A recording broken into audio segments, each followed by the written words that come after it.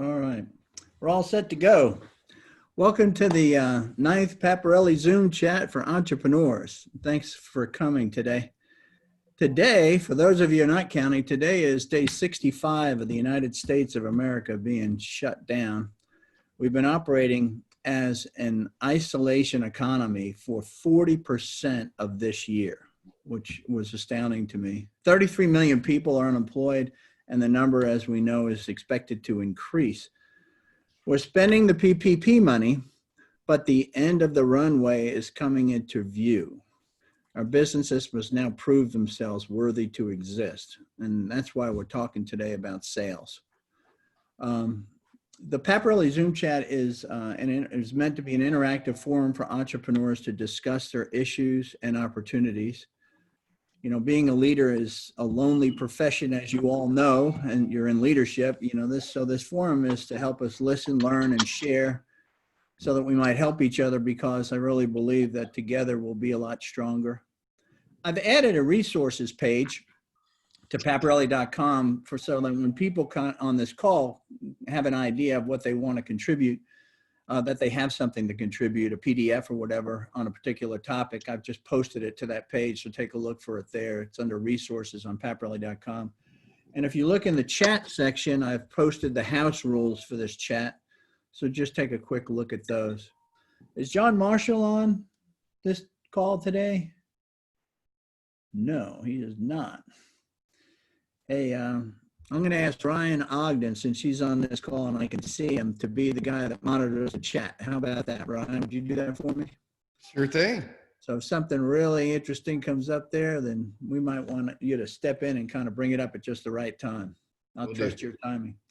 So today we're talking about selling. You know, how do you know if it's working?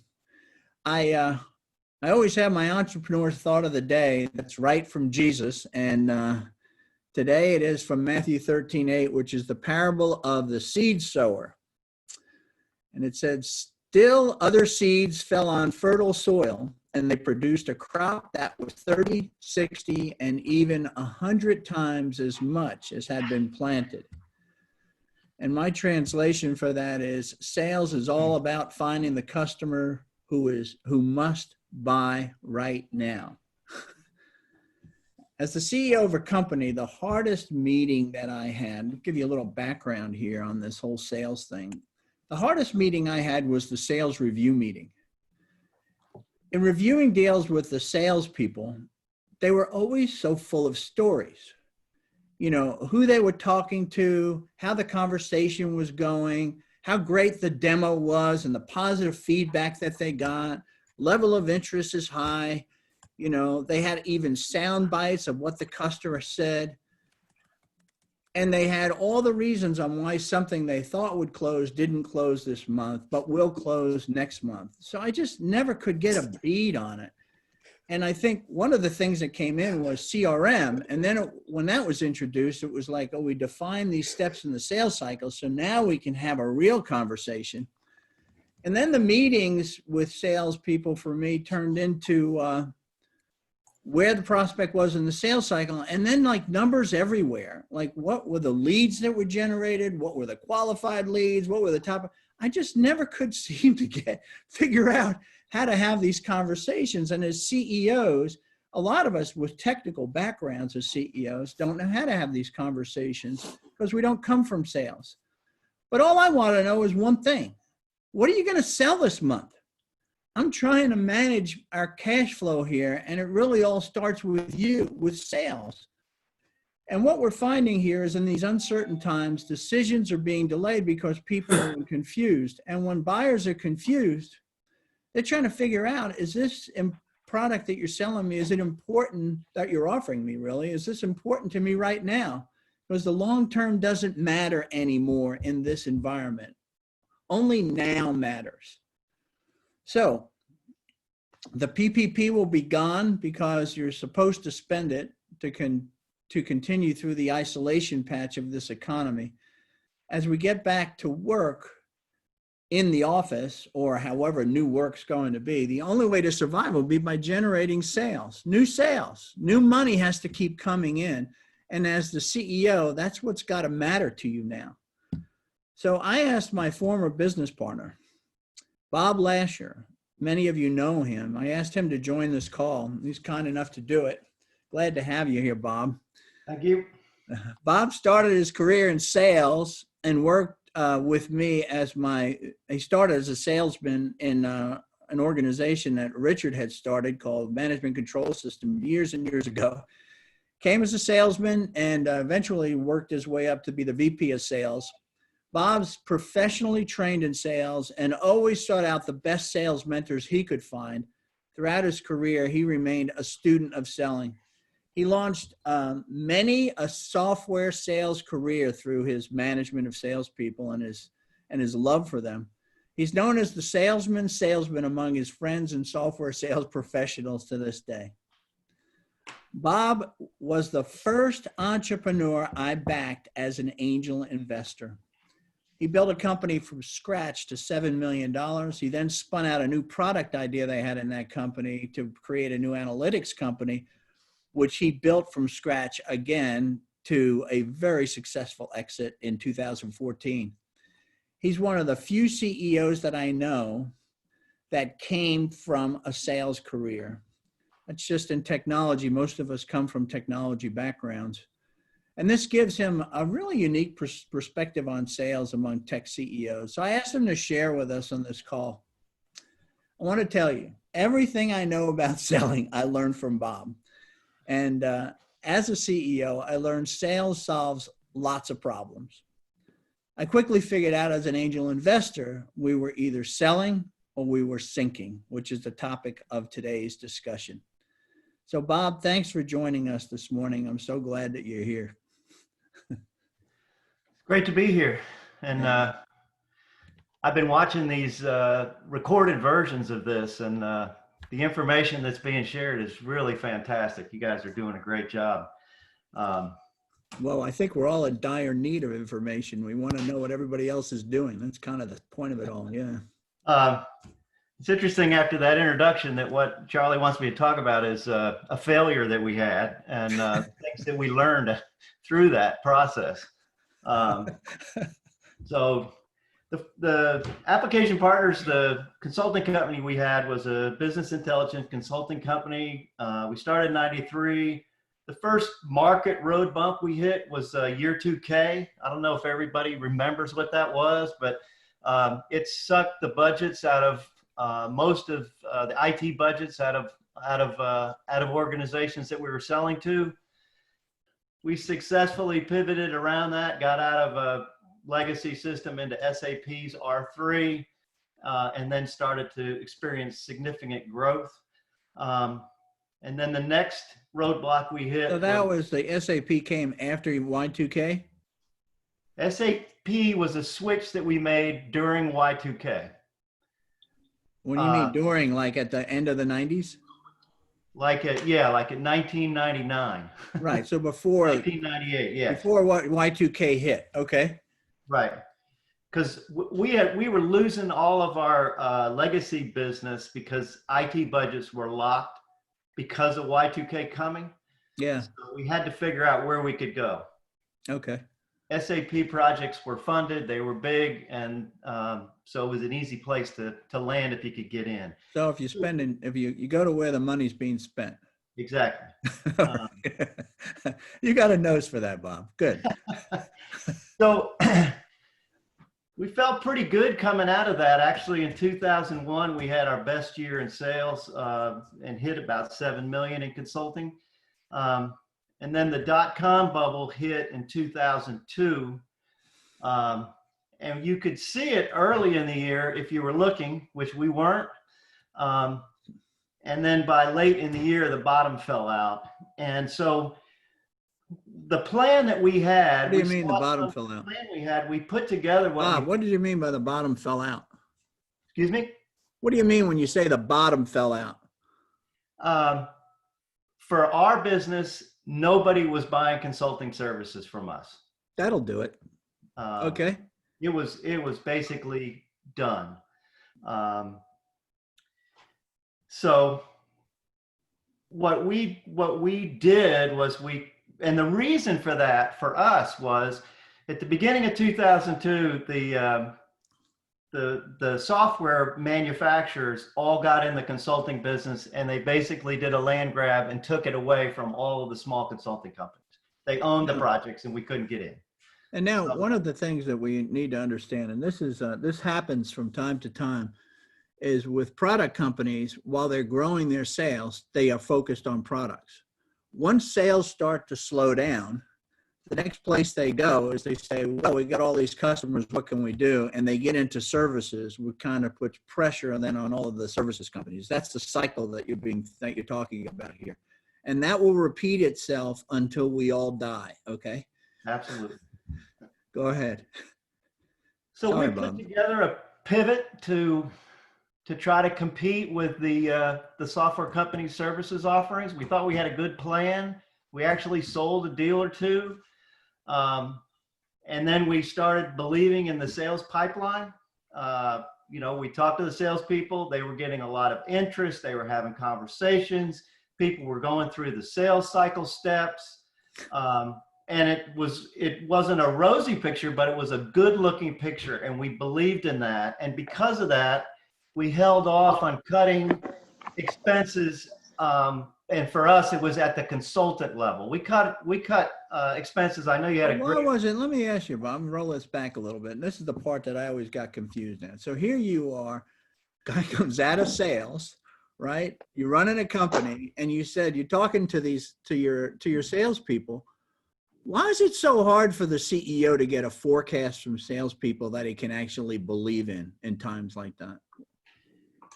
Well, I think open the kimono for us here. And what are they thinking about? I think the first thing is you do get all the stories. There's all kinds of reasons why people don't buy, but they're gonna buy. Okay, so you gotta have faith. They're gonna buy. It's gonna take another trip to the cookie jar. So. And as the CEO implementing a new strategy, that's what you want to believe. Okay. I mean, so you kind of hear it and you so as the CEO, you want to be right. Exactly. Right. And so it's like, of course, these guys are getting interest because of this wonderful strategy I put in place. Okay, good. All right. And you've got salespeople that have been successful for you in the past. So you're going to put stock in them, even though you're doing a new strategy. You're going to put stock in their feelings, and it's hard when you're in the consulting business. When you cut consultants, you're cutting your revenue out. They're the revenue generators for the firm. So our strategy was we wanted to maintain what we had because we had great talent, and we looked at the sales pipeline, and we had a little bit of success, and so we thought we could do it. And what we found out was we couldn't generate enough business to sustain the level that we had. Yeah, but here's what you said, something really important there. You said that one is I have happy ears when I'm talking to the salespeople, right? Because this is my strategy that I'm putting in place. And so I want it to work. So I do have a happy ear. So I'm not asking the really tough questions. And the second thing you said is I'm motivated to have happy ears because I want to keep the staff that I have in place today, right? I don't want to do cuts. So right. I want it I want the story to be true. All right. So how do you get to the point where you don't have happy ears anymore? Well, what happens? I've seen it happen where people don't. They just kind of ride it straight down. Go ahead. Yeah, and that's we in that situation, we had happy ears for too long. We didn't have enough business to keep our consultants busy. Once they hit the bench, they're very attractive to the rest of the marketplace that has business in their hands. And so rather than us making the decision of who we're going to keep and how we're going to organize this business, the market made it for us. They took our best people. We lost momentum in the marketplace, and we ended up having to shutter that business down. So that was a hard lesson to learn.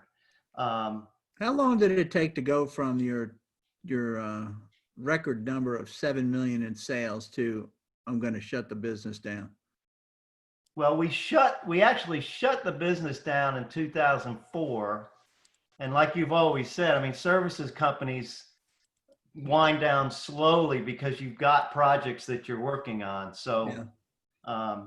but we knew we started losing consultants in from the end of 2002 to the probably to mid to late 2003. We knew it was over. I mean, when you're talking about whether you're sinking or swimming, the activity is exactly the same. It's just we were going down instead of going forward. And by the way, the reason that we're doing the sinking or swimming metaphor is because Bob was he was a scholarship athlete on the swim team with Clemson. So he sort of thinks in these terms, all right? But what was it so keep going, Bob. I think you were going to tell us what you might have, what you learned from this thing. We did. So the other business that we launched that Charlie talked about was a web-based cloud-based service that we launched, and we were at a position in that business where Charlie had a management meeting with us and said, if you don't get a new deal in the next 90 days, we're going to close this down. Having just been through this process with the application partners and having a hard shutdown, basically what we learned is the most important metric, the only metric when you're in this situation, is actual sales. So what we instituted was we looked at everybody in our pipeline, and we knew there were three things that were important to us in order to generate a sale in a fast period of time. We had to have a compelling business problem or opportunity that the business believed.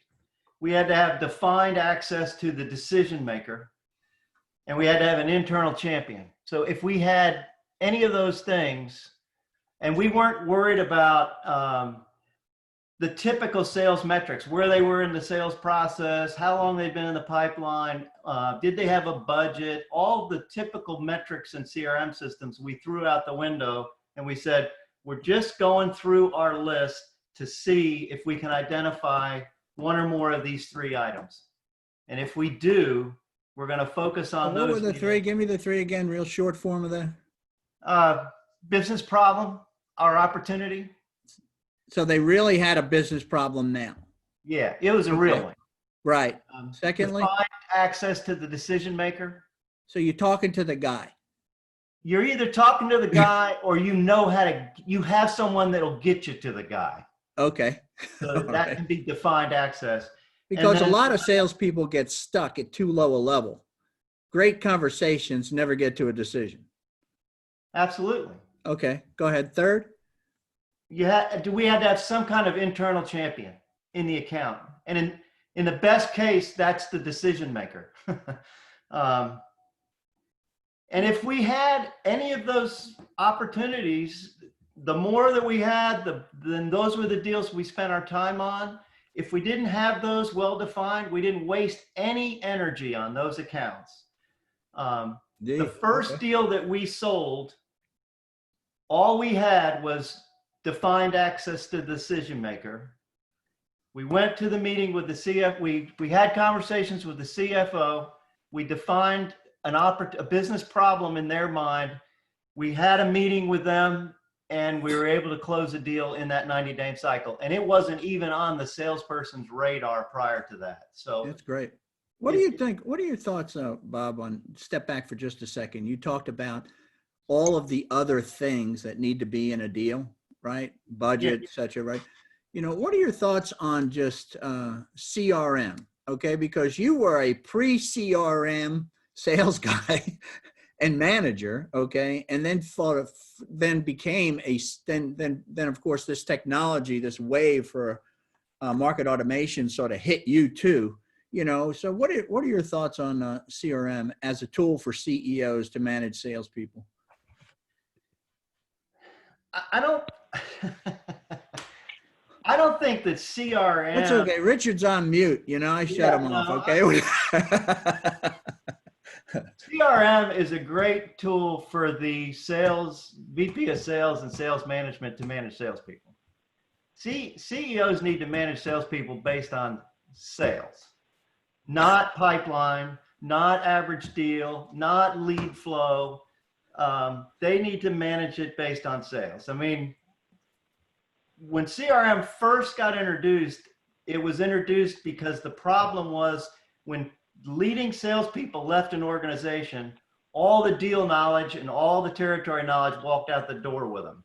And so it was critical to capture that information so you could ramp up a sales cycle much quicker. The rest of those metrics are fantastic metrics when you're in a growing market, because they're great predictors of, you know, are things going the right way? Do we have a good lead flow? Are prospects converting from leads to prospects? Why wouldn't they be? Why wouldn't they be a great predictor in a tight market like that where no one seems to be buying your product? Because the sales, the need that you have to sell a deal, you don't care about the future. That's like, you care about what can I sell right now. I mean, I got with the sales guys and said, look, just tell me which 2 deals you have you feel the most confident in that are going to buy.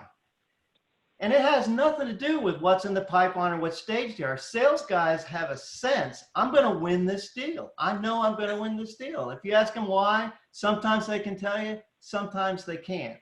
But the good guys, when they tell you they're going to win a deal, they're going to win the deal. And that's where we moved our conversation to, was give me the 2 or 3 accounts you feel the best about closing. And we went through those conversations, and if at the end of 2 or 3 those deals didn't close, we knew our strategy wasn't working.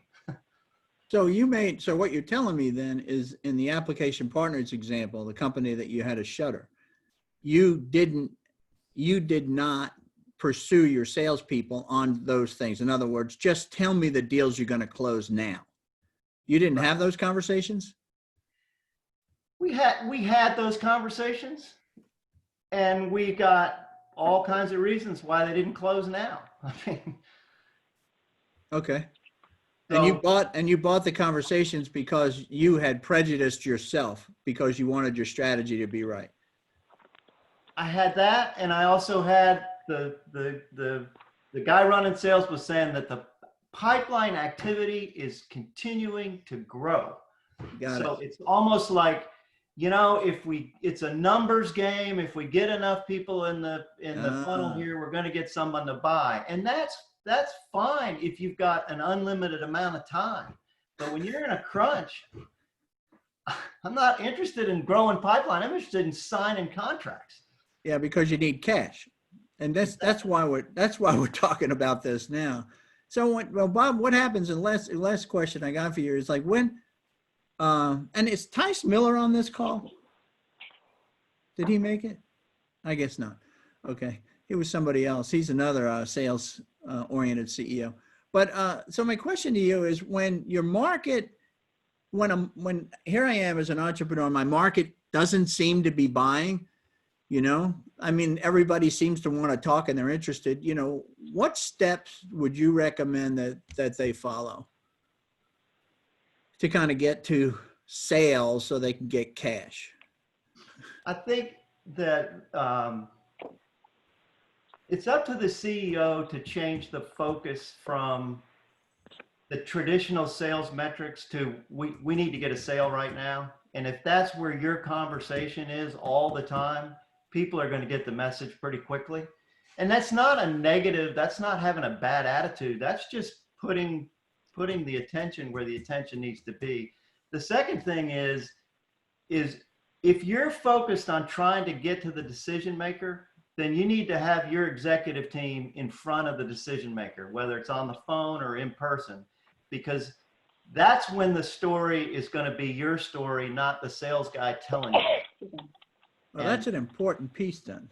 So what you're saying is, again, jump in and be part of the sale. Get in front of the prospect as the CEO. Yes. Yeah. Okay. I mean, I remember was not too long ago, Richard was talking about calls that he was making and changes he was making the strategy. He's the guy driving it. Well, there's no translation there. He knows. And that's where you Right. want to be. Just like when you're very hands-on and managing But what cash. do you do? But what do you do, Lash, if you're sort of you came up through the technical ranks, okay? And you're really kind of afraid of sales. I mean, you just don't know sales. This whole idea of sales cycles and all that. You sit there and you say, look, I built something that's really great. They should just buy it. All right. How do you as a salesperson bring in that type of CEO and make them comfortable with being in front of the prospect? Well, I mean, and I only know building these things from scratch. So at some point in your business cycle, you had to be involved in sales, whether you knew it or not, whether it was product design and you were asking a Right. bunch of questions, or whether you actually helped get a contract signed, you were there. But as the CEO, you can take away any objection that the client has. You can make any commitment to the product. You can make any commitment to time frame. You can make any commitment to price. You can do any kind of terms.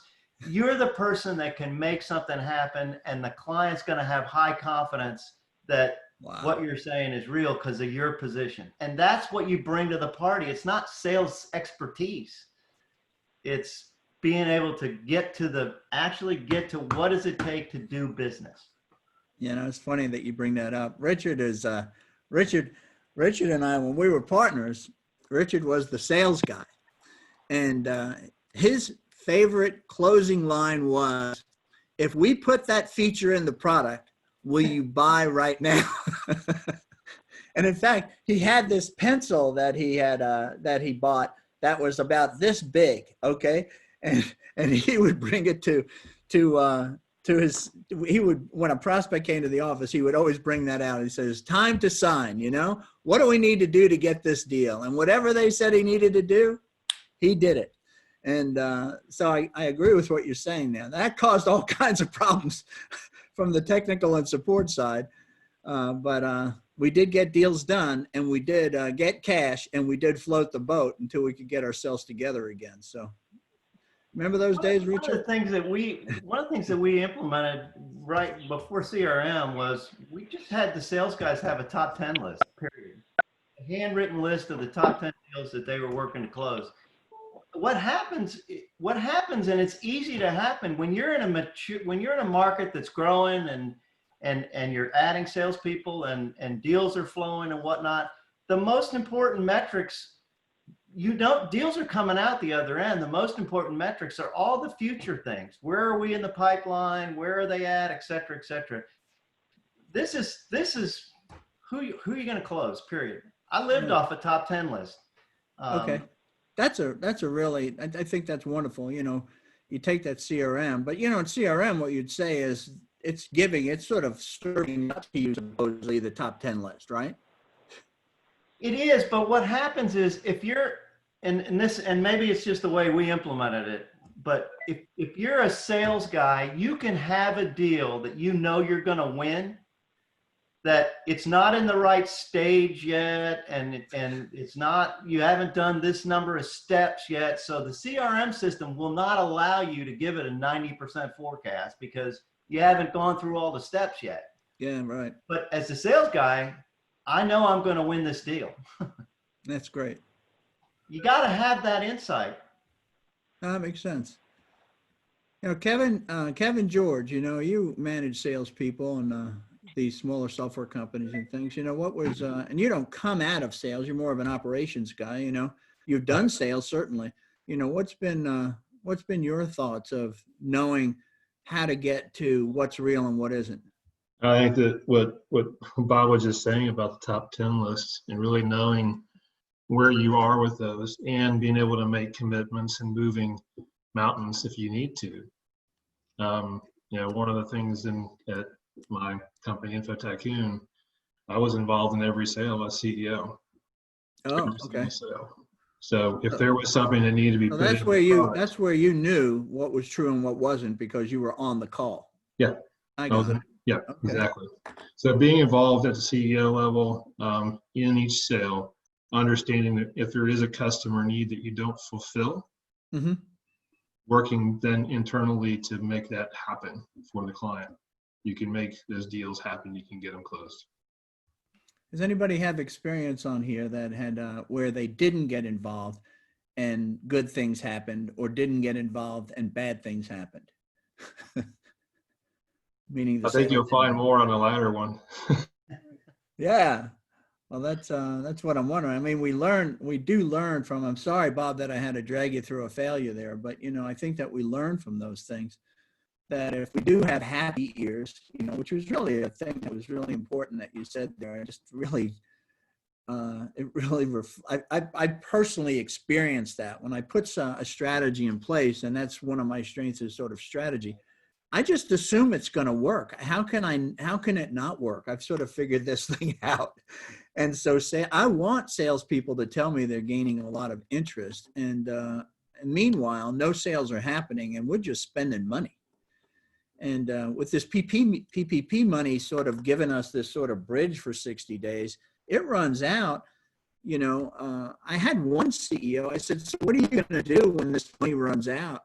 He goes, well, I'm not really that concerned about it because I'm just assuming that the government's going to step back in and float us for another couple of months. And I'm like, no, man, you can't think that way. I mean, these are going to be all publicly owned companies, right? Governmentally owned companies. What's going on here? How about who else do we have here? Hey, what do we have? Who else do we have? Tony Antoniadis is on here. You talk about sales and running these things. Tony, what are your thoughts on these things? You here? I can't get Tony.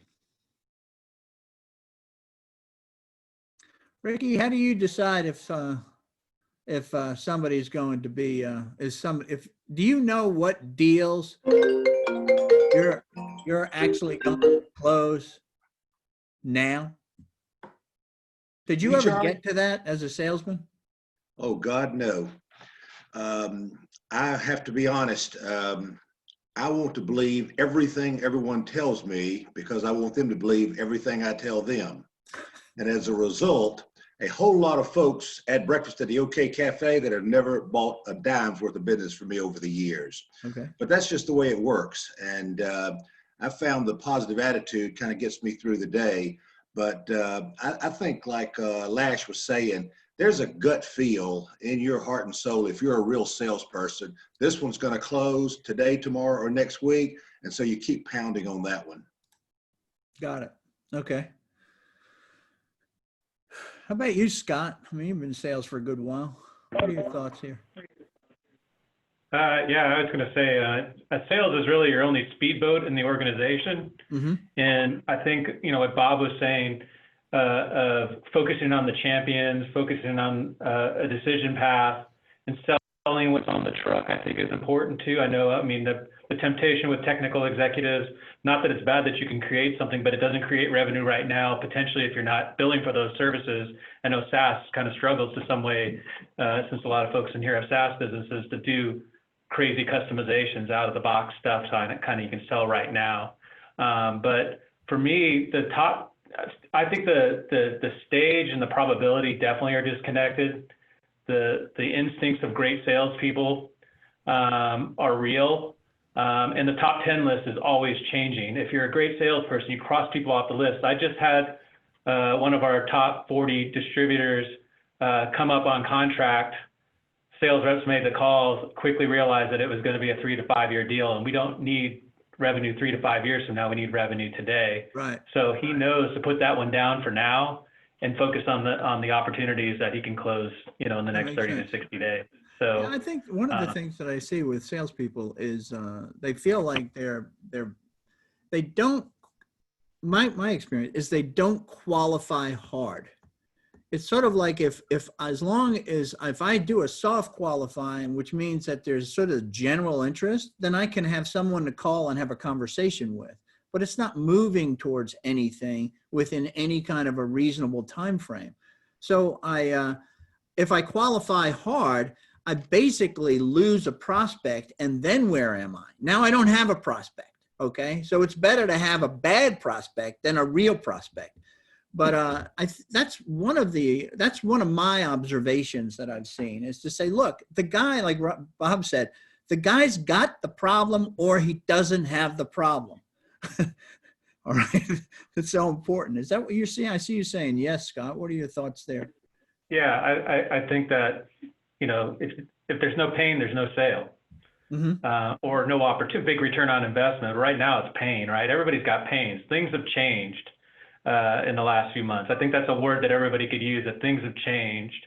Even if you call a prospect and they say they have no need, but I think that qualification and rating them and scoring them for now doesn't mean we're not going to be in happy times by the end of the year. Maybe we do get that V-shaped recovery, and those prospects that don't have any capital or any way to buy anything now become real down the road. So that's what CRM is good for. I'll note them and I'll follow up. But what you're bringing up there is a different thing.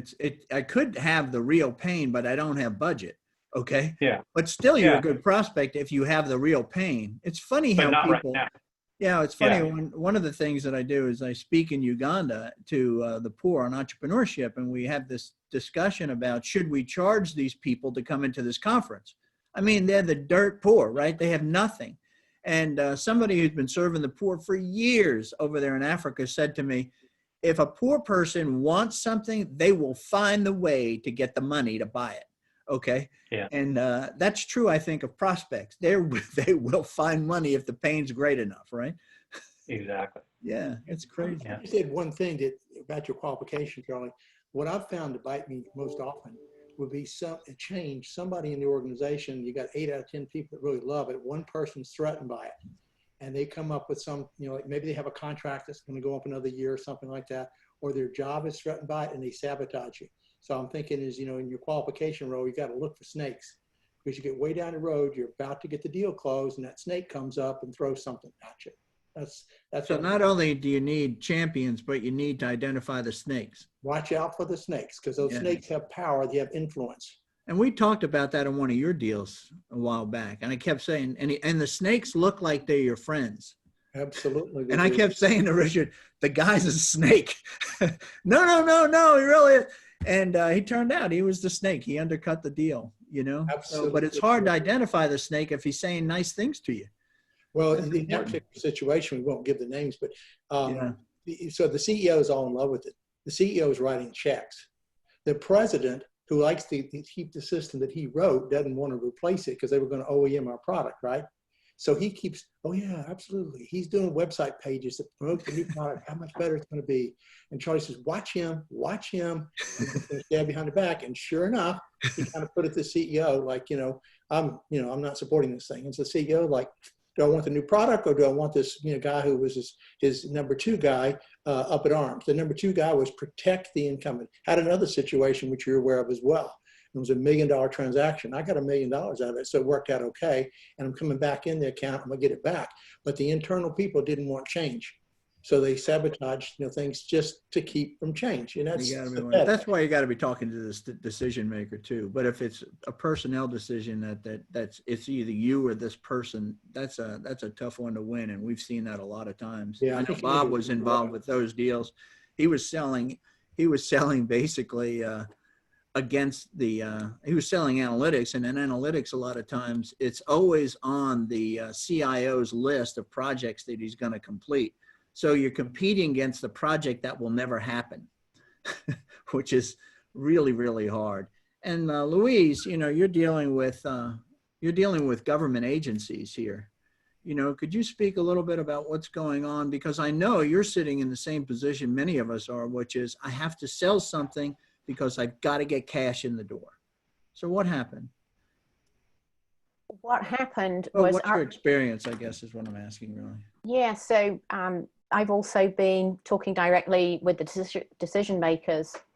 And what I found is customers are now saying to me, the need that I identified through Flashpoint about 4 years ago, but that they were not recognizing themselves then. And specifically, the problem is agencies have been buying mobile tools so staff could do work in the field, but meaning going into clients' homes, into an at-risk child's home. Right. Now they can't go into the home, and now they're saying we need tools for clients. Oh, okay. And I had 3 calls, 3 days back to back, a criminal justice agency, a foster care agency, and a homelessness agency. And the words they all use were, we've built tools for our case managers. Now we need tools for clients. So how do you get to, so now you have people that are coming to you that are interested. How do you sort through who's going to buy this month versus who might buy in 6 months? You see? That's the question on the table, because we need cash today as a CEO to run our company. I've been thinking through my list, right? Basically. But in our case, we are focusing agencies that have access to what's called BJA money, which is part of the CARES Act. There's $850 million available for criminal justice agencies to spend as part of CARES, and then on the human services side. But the BJA money has to be applied for by May 29th, which is precisely 9 days.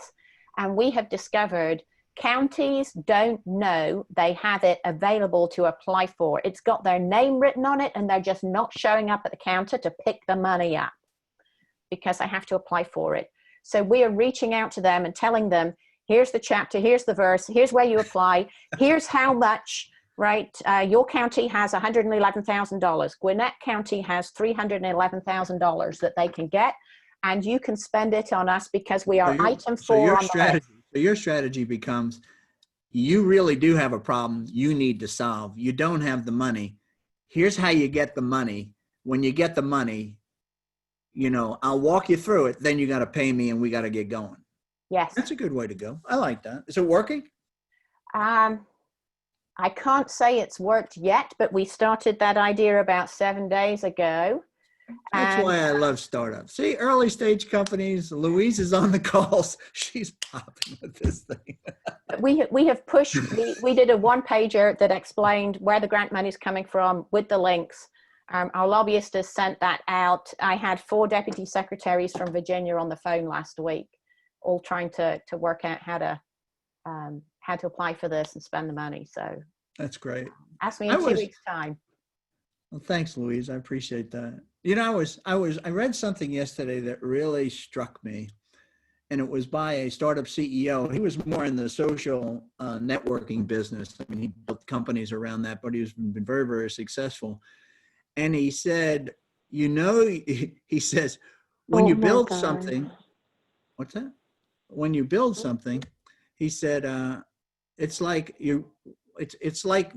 being at like a wedding or something, where he says you play a tune people like and they get up and dance. So that's another way to look at sales, is to say, you know, are there a lot of people sort of listening to you and tapping their foot, or people really getting up to dance? Is the tune that you're playing, is the product or service that you have something that they're just attracted to and cannot not get engaged with, you know? That's where the sales happen now, you know? You find that true, Matt? Is that happening with you too, Matt Stevens? Unmute. There you go. Hey, Charlie. I'll give you the last word here, Matt. Then we gotta call this to an end. But go ahead.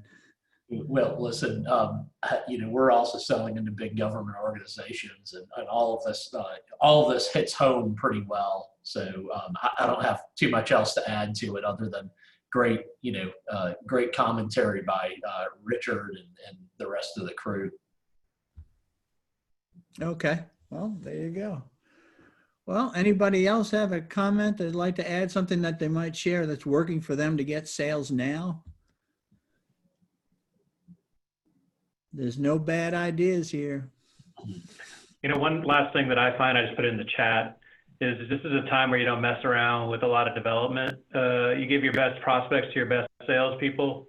Yeah, you're paying them a lot, but that's what you're paying them a lot to do. Certainly they should be mentoring the junior reps if you've got a sales organization, but I find top producers produce even in times of headwinds and times in backwinds. And so I'd encourage you to not be afraid to overpay somebody in this time a commission to get a deal, because they do have that sixth sense that everybody has talked about.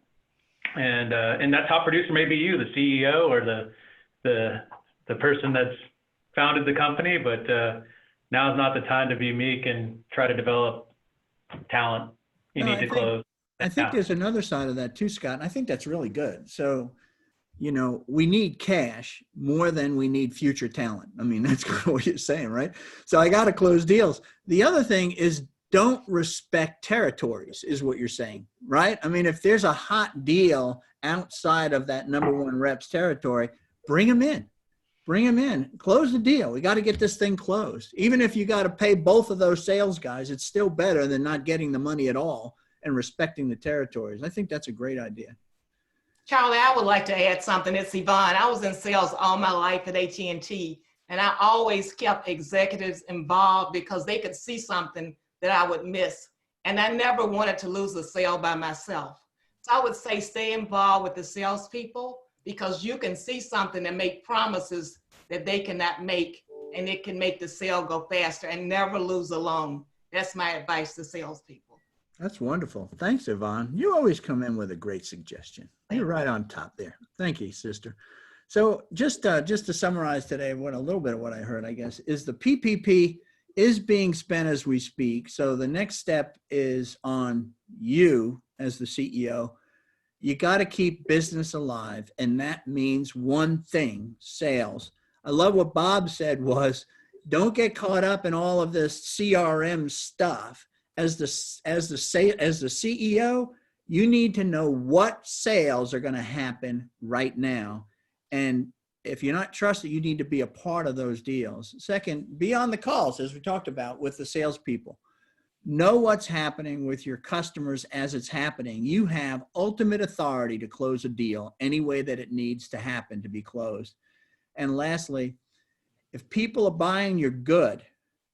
But if they're not, you got to be forced to retrench by making expense cuts. And that does mean people. If you wait too long, you could find yourself in the unenviable position that Bob Lasher found himself in. When he and I talked, he said, I wish I would have just seen it sooner, and believed it sooner, I think is more the word, so that I could have taken action and we would have still been around even today and gotten that second wind. I think Bob told me in that call that 2 years later, sales started increasing around one of his partners by 20% a year, and he could have been a part of that. But he had to take some drastic action in the short term. So that's the last fallout piece. So watch your cash. It goes fast and it comes in slow. I do believe we're going to get through this. Learn fast, decide fast, go faster. If you have an issue, I ask you to help me. If you have an issue that you're struggling with, I know other people are struggling with it too. Please share it with me. And come early, 15 minutes, we chat a little bit and catch up, meet new people. I am praying for you. Just to let you know, next week we are going to skip this Paparelli Zoom chat, take Memorial Week off. I'm actually going to a motorcycle racing school, so pray for me. You take care. Thanks. I enjoyed you guys. Hope this helped you. Bye-bye. Thank you very much. Bye. All right. Bye-bye. Bye, y'all.